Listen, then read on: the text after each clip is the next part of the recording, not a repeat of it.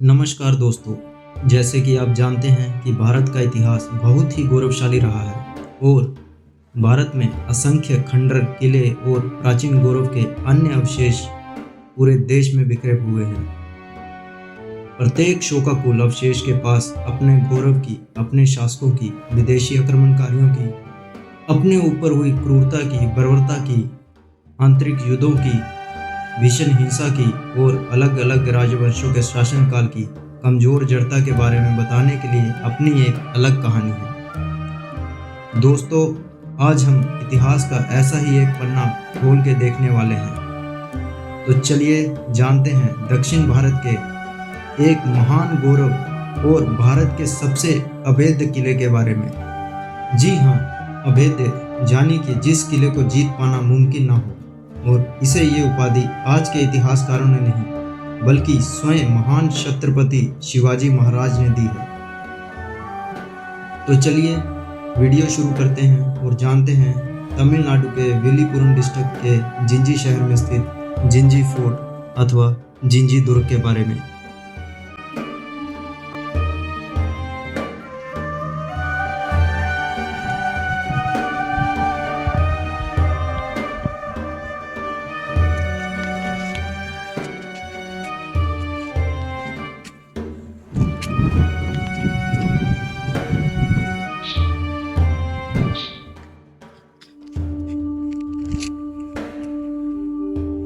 तो दोस्तों, जैसे ही हम टिकट काउंटर से टिकट लेके आगे की ओर बढ़ते हैं तो सबसे पहले हमें एक मस्जिद दिखाई देती है। ये मस्जिद है सदातुल्ला खां मस्जिद, जो आरकोट के नवाब सदातुल्ला खां द्वारा मुगल शासन में 1717 से लेकर 1718 के बीच में बनाई गई थी। वास्तव में ये मस्जिद नवाब द्वारा जिंजी के राजा देव सिंह को युद्ध में मारने और जिंजी पर अपने अस्तित्व का पूर्ण रूप से परचम लहराने की खुशी में बनाई गई थी। मस्जिद का मुख पूर्व की ओर है और प्रार्थना कक्ष 7 मेहराबदार दरवाजों वाला है, जिसका मुख पश्चिम की ओर है। और ये पवित्र शहर मक्का की ओर उन्मुख है, जो भारत के पश्चिम में है। मस्जिद के दोनों कोनों पर मीनार है और एक केंद्रीय चौकर प्रांगण है, जिसका उपयोग नमाज से पहले पैरों को पानी से धोने के लिए किया जाता था। फिलहाल मस्जिद बंद पड़ी है और इसमें मरम्मत का कार्य भी चल रहा है।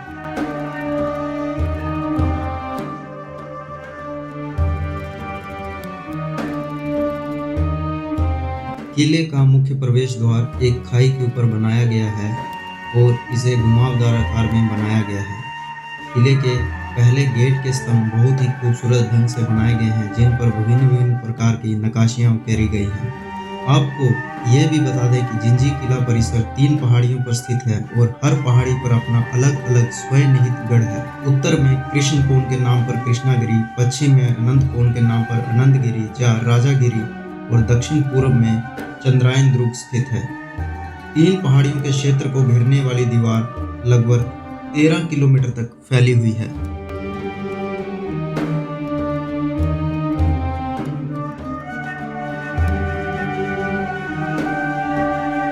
राजगिरी पहाड़ी या अनंतगिरी पहाड़ी पर स्थित किले को ही मुख्य किला कहा जाता है। किले के निचले परिसर की पहली खूबसूरत इमारत है कल्याण महल या विवाह कक्ष। ये इस स्थान का वास्तुशिल्प खजाना है और सबसे विशिष्ट और आकर्षक स्मारक है।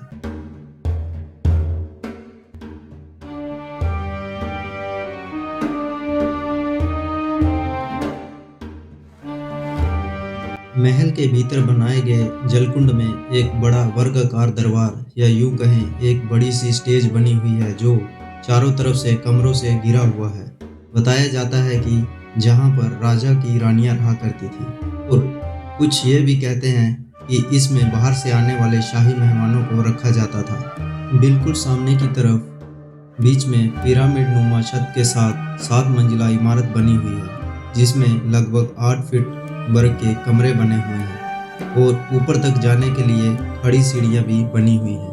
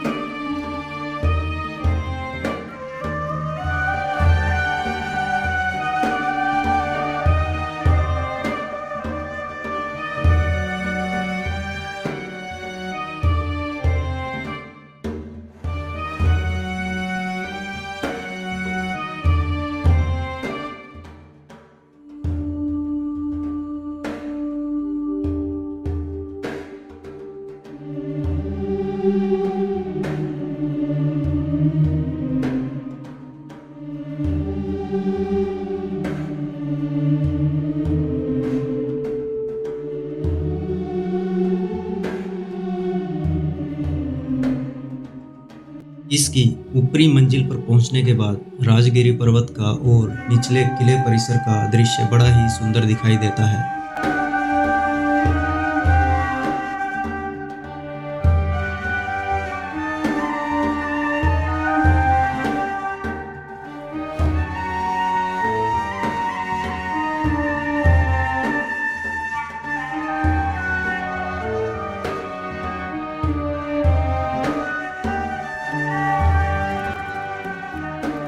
इस कल्याण महल की 7वीं मंजिल पे बनाया गया कक्ष राजा के लिए बनाया गया था, जहां से वो निचले किले परिसर का हर भाग देख सकता था।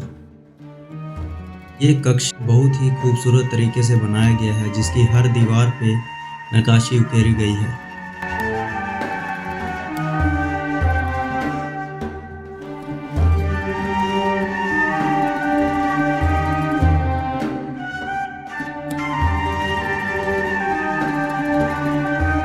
कल्याण महल में स्थित जलकुंड को इसके सामने स्थित एक जलाशय से मिट्टी की पाइपों द्वारा जोड़ा गया था और जरूरत पड़ने पर इसको वहीं से पानी लेकर भरा जाता था। कल्याण महल के बाईं तरफ बना है दरबार हॉल, जिसके सामने बहुत से कमरे बने हुए हैं जो कि राजा के मंत्रियों और उसके सिपाहियों के लिए बनाए गए थे। और इसी दरबार हॉल के पीछे की तरफ जो कमरे बने हुए हैं उनको शाही कैदियों के लिए और बहुत से कमरों को घोड़ों के तवेले के रूप में भी इस्तेमाल किया जाता था। दरअसल मुगल बादशाह अच्छी नस्ल के घोड़े रखना पसंद करते थे, जो कि विदेशों से मंगवाए जाते थे और उनके रहन सहन के लिए भी अच्छी व्यवस्था की जाती थी।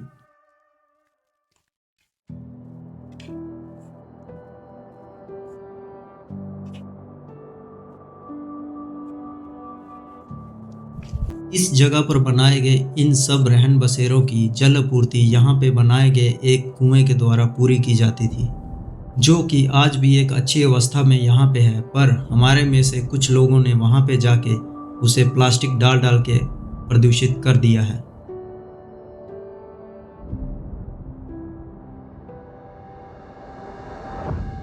दरबार हॉल में सबसे पहले एक बड़ा सा मंच बना हुआ है, जहां पर राजा बैठा करता था और उसके सामने जो पिलर लगे हैं वहां पे हो सकता है एक बड़ा सा हॉल हुआ करता होगा।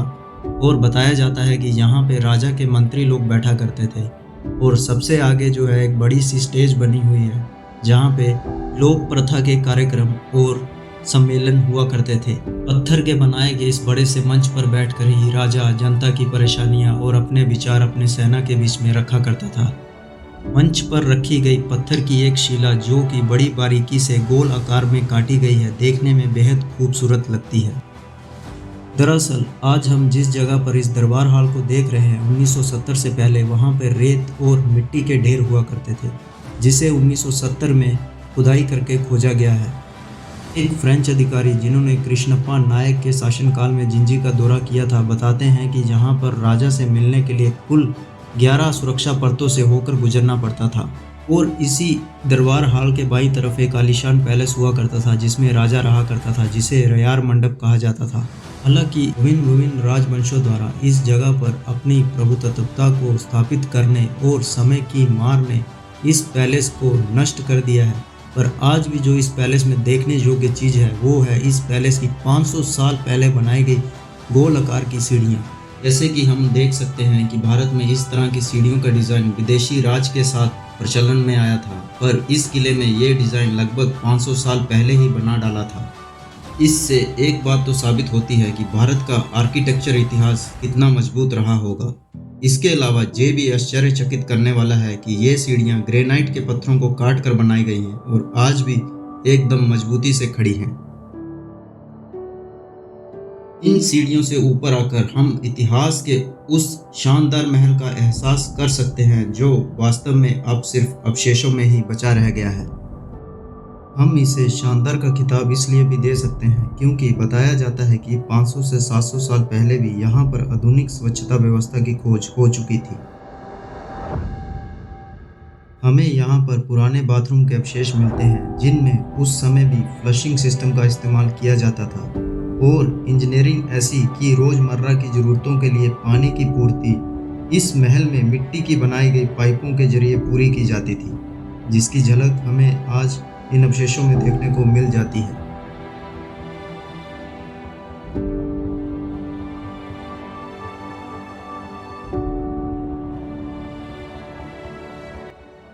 दरबार हाल में बनाए गए इस बड़े से मंच को और इस पर रखे गए विशाल आकार के गोल पत्थर को कई जगह पर गलत तरीके से बयान किया गया है कि ये जगह हाथियों के लिए हल्दी पेस्ट बनाने के लिए इस्तेमाल की जाती थी। इससे हमें ये पता चलता है कि विदेशियों ने इस तरीके से भारतीय इतिहास को तोड़ मरोड़ कर पेश किया है। इसके बाद हम चलते हैं हाथी टैंक या एलिफेंट टैंक। वास्तव में ये एक कुदरती जलाशय था जिसकी गहराई 15 से 20 फीट तक मानी जाती है। वर्तमान में इसके चारों तरफ देखे जाने वाला गलियारा नायकों के शासनकाल में बनाया गया था। बताते हैं कि इस तालाब में हाथी स्नान किया करते थे। इसके दक्षिण पश्चिम कोने पर एक बड़ा मेहराबदार और सीढ़ीदार प्रवेश द्वार बनाया गया है ताकि हाथी तालाब में आसानी से आ और जा सकते थे। और आपको बता दें कि कल्याण महल के जल कुंड में पानी इसी तालाब से मिट्टी की पाइपों द्वारा भरा जाता था।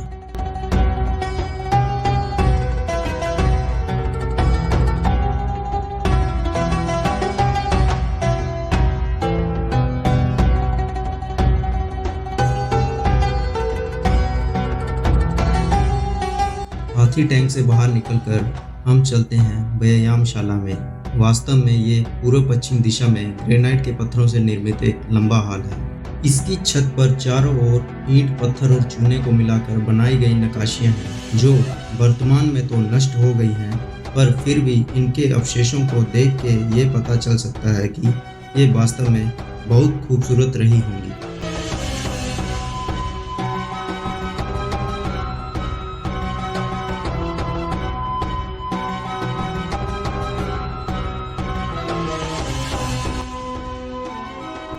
इस संरचना का आकार 26 बाय 9 मीटर का है और इसकी दीवारें लगभग 1.5 मीटर मोटी हैं।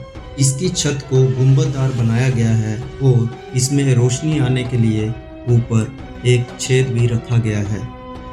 इसके अलावा अंदरूनी दीवारों पर इस्लामिक तरीके से बनाए गए कॉरिडोर भी दिखाई देते हैं। व्यायामशाला से निकलकर हम चलते हैं धान्यगार में या अन्न भंडार में। इस अन्न भंडार का निर्माण कृष्णप्पा नायक द्वारा किया गया था और ये इस किले का सबसे बड़ा अन्न भंडार है। इसकी कुल क्षमता 1,50,000 कलाम अनाज को स्टोर करने की है। केंद्रीय कक्ष एक लंबा हॉल है जिसमें 3 सीढ़ियां हैं जो उत्तर, दक्षिण और पश्चिम की ओर जाती हैं और अन्य 3 लंबे कमरों से जुड़ती हैं। अन्न भंडार का आकार 32 मीटर बाय 29 मीटर का है। इसके बिल्कुल सामने बना है मैगजीन भंडारण क्षेत्र। ये एक भूमिगत संरचना थी जो एक विशाल पत्थर के ढेर में खूबसूरती से एकीकृत की गई थी। इसे पत्थर से और भूमिगत बनाने के 2 कारण थे ताकि विस्फोटक पदार्थ को गर्मी और नमी दोनों से बचाया जा सके। इस भूमिगत संरचना में जाने के लिए एक छोटा सा प्रवेश द्वार बनाया गया है जिससे सैनिक रस्सी द्वारा नीचे जाते थे। मैगजीन के पीछे 2 बहुत ही खूबसूरत मंडप बने हुए हैं। ये मंडप शायद हाथियों के लिए बनाए गए थे।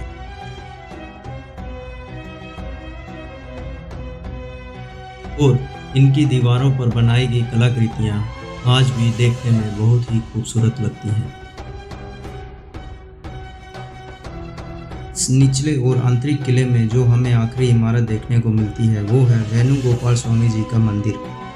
मंदिर के एक मंडप में भगवान श्री कृष्ण जी की बांसुरी बजाते हुए 2 महिलाओं के साथ आकृति बनाई गई है। ऐसा माना जाता है कि ये भगवान श्री कृष्ण जी की 2 पत्नियां थीं, रुक्मणी और सत्यभामा।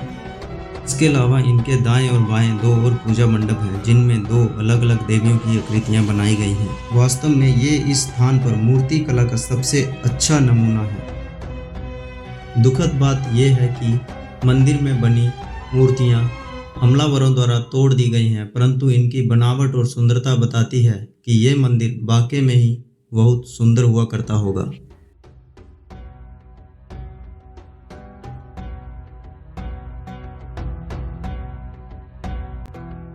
मंदिर का ये मुख्य गर्भगृह पूरी तरह से नष्ट कर दिया गया है, परंतु इसके बाईं तरफ एक और गर्भगृह है जो शायद बाद में बनाया गया है। यहाँ पर 12 छोटे छोटे पुष्प मंडप बनाए गए हैं जिनमें पहले तो मूर्तियां होती थी, परंतु आज के समय में ये खाली पड़े हुए हैं।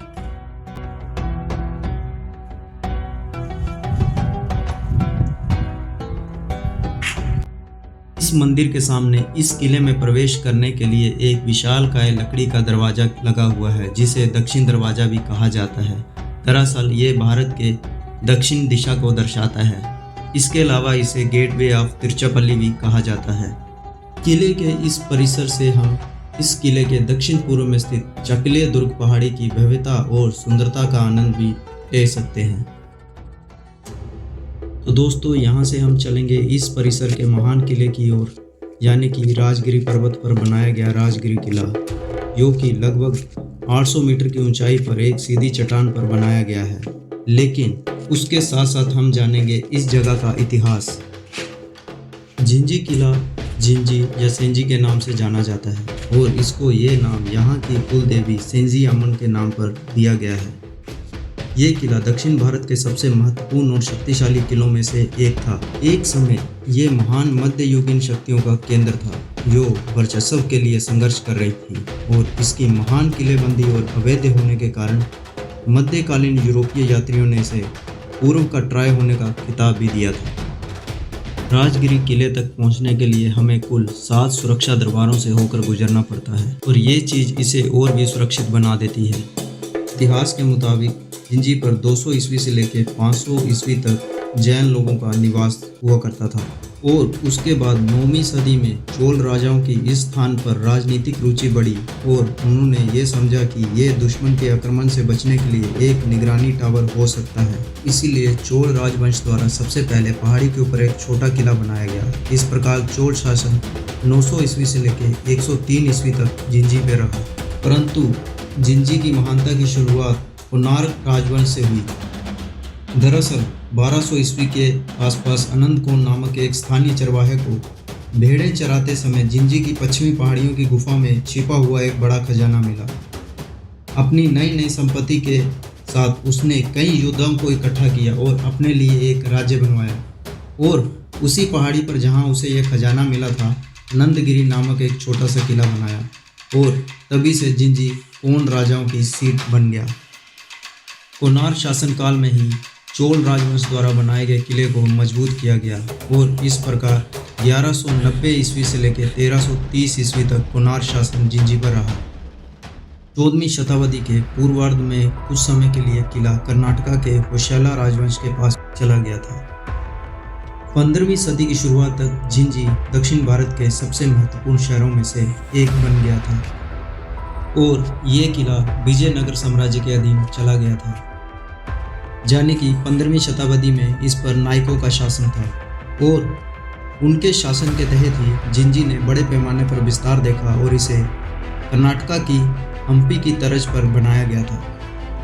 जिंजी की संपत्ति ने बीजापुर और गोलकुंडा की दक्कनी सल्तनत का भी ध्यान अपनी ओर आकर्षित किया, और यही कारण था कि 1648 में बीजापुर और गोलकुंडा की संयुक्त सेना ने मीर जुल्मा के कमान में जिंजी पर चढ़ाई की और उस पर अपना कब्जा कर लिया, और इस तरह 1649 में किला बीजापुर के सुल्तानों के पास चला गया, जिन्होंने इसका नाम बदलकर बादशाहबाद रख दिया।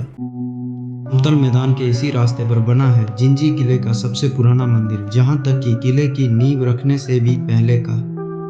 इस मंदिर का नाम है कमलाकनी अम्मन मंदिर। ये मंदिर यहाँ की 7 पवित्र देवियों में से एक को समर्पित है। ये एक क्रियाशील मंदिर है जहाँ आज भी पूजा पाठ किया जाता है। इस पवित्र मंदिर के सामने 4 बाय 4 फीट का एक पत्थर दिखाई देता है, जिस पर एक बैल, एक बकरा और 4 मानव शरीर के साथ साथ एक धनुष और 5 तीर बनाए गए हैं, तो यहाँ इंसान और जानवर की बलि देने की प्रथा को दर्शाता है। और आपको बता दें कि वर्तमान में भी हर साल इष्ट देवी को प्रसन्न करने के लिए 7 स्वरूप भैंसे की बलि दी जाती है।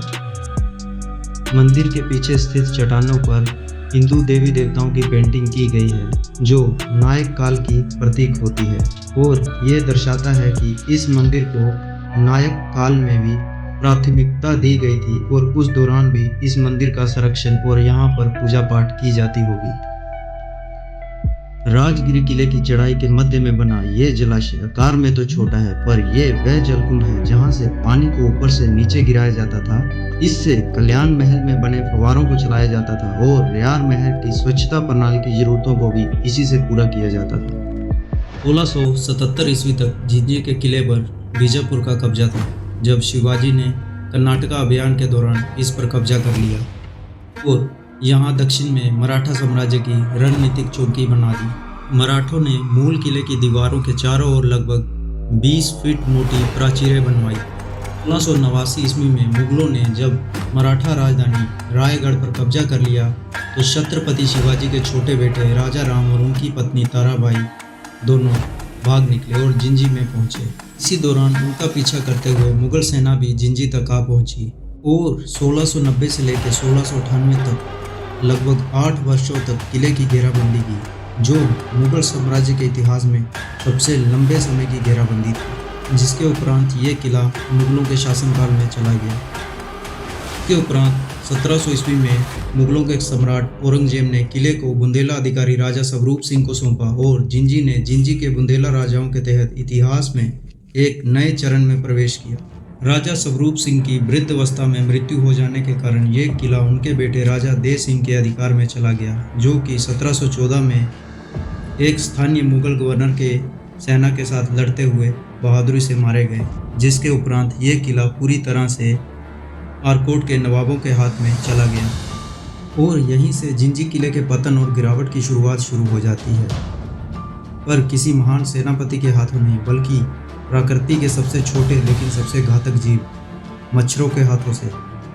दरअसल जिंजी के आसपास का क्षेत्र मलेरिया के लिए कुख्यात हो गया था।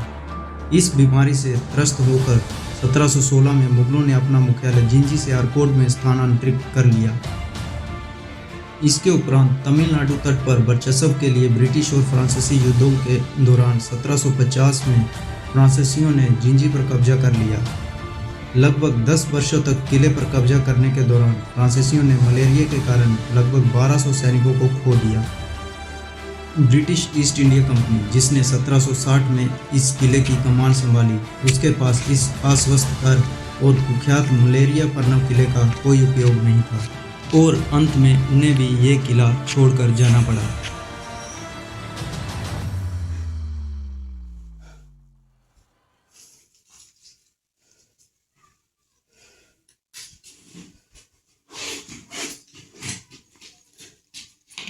जैसे कि हमने पहले बताया था कि जिंजी का मुख्य किला राजगिरी किला लगभग 800 फीट की ऊंचाई पर स्थित है और 3 तरफ से इस तक पहुंचना काफ़ी दुर्गम है, क्योंकि इसका शिखर संचार से कटा हुआ है और एक गहरी प्राकृतिक खाई से घिरा हुआ है और इसमें प्रवेश पाने के लिए एक छोटे लकड़ी के पुल की मदद से खाई को पार करना पड़ता है। ये पुल 2 पहाड़ियों को जोड़कर बनाया गया है, जिनके बीच में लगभग 15 गज चौड़ी और 30 गज गहरी खाई है।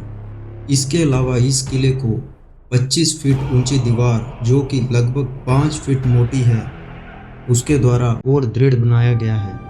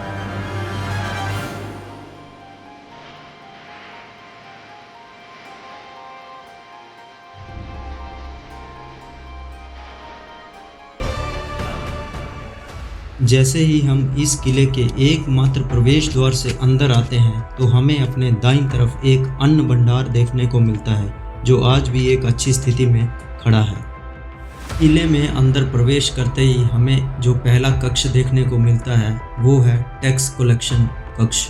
बताया जाता है कि उस जमाने में यहाँ पर लोग नीचे से ऊपर आकर टैक्स दिया करते थे, इसलिए राजा का जितना भी खजाना था वो यहाँ पर रखा जाता था।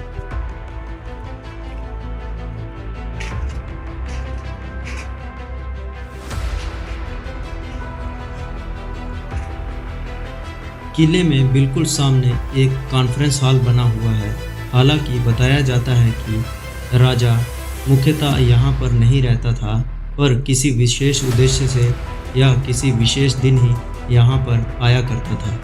ये दरबार कक्ष आज भी अंदर से काफ़ी मजबूत और अच्छी स्थिति में देखने को मिलता है। इसके अलावा इसकी सुंदरता आज भी आंखों को मोह लेती है।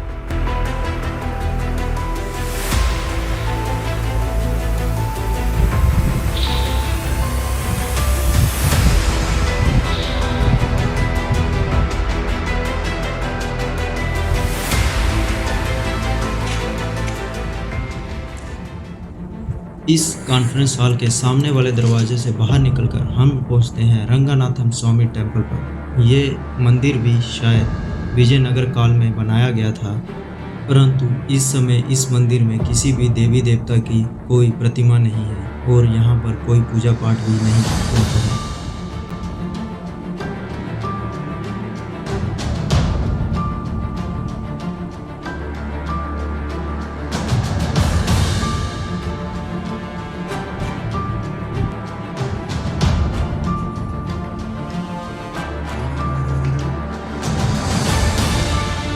जिंजी किले में इस जगह पर आकर एक चीज़ का प्रमाण तो मिल जाता है कि जिंजी किले की सुंदरता इसकी दीवारों से परे तक फैली हुई है, जो विलीपुरम की हरी भरी हरियाली और ऊंची पहाड़ियों के मनोहरम दृश्य प्रस्तुत करती है। चाहे किलेबंदी की प्रशंसा करना हो, प्राचीन खंडरों की खोज करना हो या बस मनमोहक दृश्यों का आनंद लेना हो, जिंजी किले की यात्रा शुद्ध कविता का अनुभव है। यहाँ से एक और चीज़ का पता चलता है कि दक्षिण भारत किलों में जल संसाधन आमतौर पर विरल है, परंतु जिंजी किले में इसका प्रबंधन अच्छी तरह से किया गया है। इतने ऊंचे शिखर पर भी मीठे पानी के 2 स्रोत हैं और इसके नीचे वर्षा जल के भंडारण के लिए भी 3 जलाशय हैं।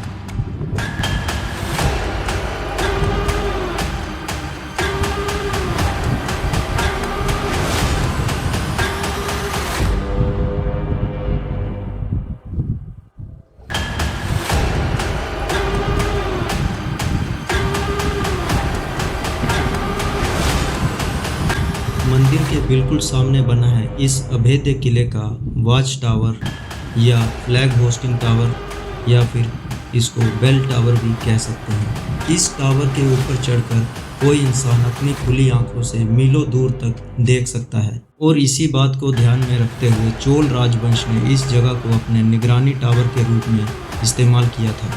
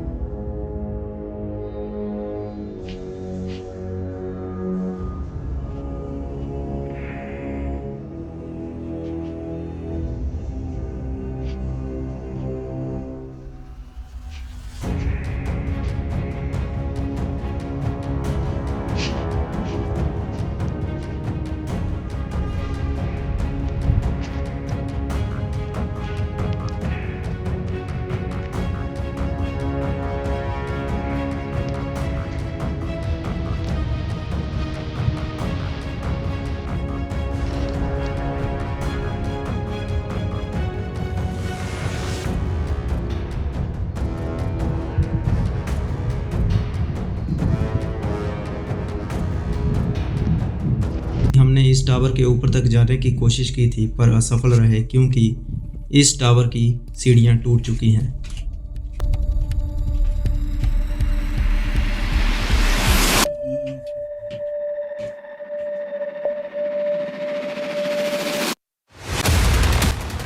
1803 में आरकोट के ब्रिटिश कलेक्टर ने पौंडीचेरी के निकट होने के कारण इसे ध्वस्त करने की सिफारिश भी की थी, पर शुक्र है कि प्रस्ताव को खारिज कर दिया गया और आज भी हमें ये ऐतिहासिक इमारत देखने को मिलती है। बताया जाता है कि यह किला 1860 के लगभग तक भी बहुत अस्वस्थ था और यहाँ पर मलेरिया और जंगली जानवरों का अड्डा बना हुआ था। 1920 में किले को भारतीय पुरातत्व सर्वेक्षण के तहत एक संरक्षित स्मारक घोषित किया गया था और वर्तमान में ये किला भारतीय पुरातत्व विभाग के अधीन है।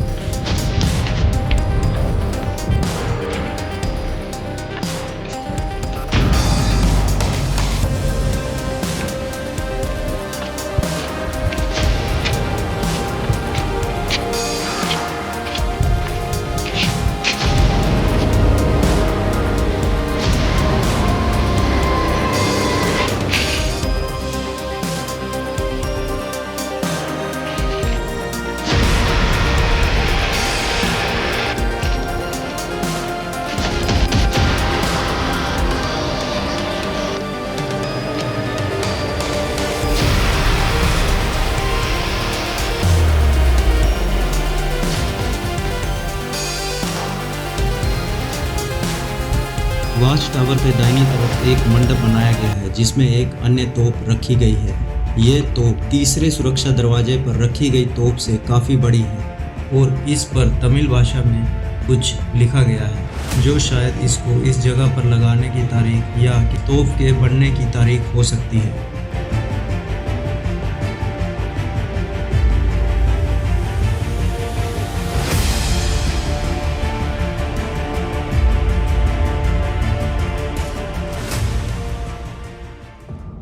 और यहीं से हमारी जिंजी किले के मुख्य किले राजगिरी किले की यात्रा समाप्त होती है और कुल मिलाकर जिंजी किले की यात्रा से जैन, कुशेला, विजयनगर सम्राट से लेकर नायक, देश सिंह, शिवाजी, मुगल, आरकोट के नवाब, फ्रांसीसी, टीपू सुल्तान और अंग्रेजों तक का इतिहास सामने आता है। पर अफसोस की बात यह है कि इतने समृद्ध और आकर्षक अतीत के बावजूद जिंजी किला अधिकांश भारतीयों के लिए अपेक्षाकृत अज्ञात है। ये चित्तौड़गढ़ और ग्वालियर जैसे अपने उत्तर भारतीय समकक्षों के बराबर भारत के सबसे महान और सबसे ऐतिहासिक किलों में से एक के रूप में मान्यता प्राप्त करने का हकदार है।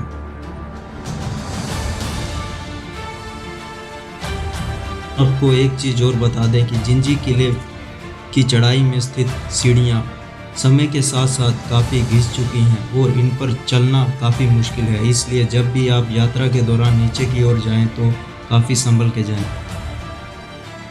जिंजी किला चेन्नई से लगभग 160 किलोमीटर की दूरी पर स्थित है और अगर हो सके तो गर्मी के मौसम में यहाँ की यात्रा का प्लान ना बनाएं। इसके अलावा यहाँ खाने पीने का कोई खास प्रावधान नहीं है, इसलिए जब भी आएँ तो अपने साथ कुछ लेकर आएँ और यहाँ पर बंदरों से सावधान रहें। जिंजी किला पर्यटकों के लिए सुबह 9 बजे से लेकर शाम को 5 बजे तक खुला रहता है, परंतु राजगिरी किले की चढ़ाई को दोपहर 3 बजे से बंद कर दिया जाता है।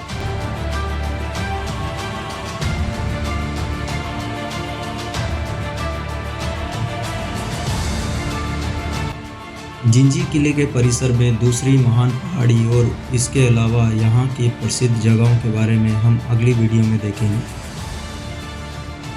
धन्यवाद।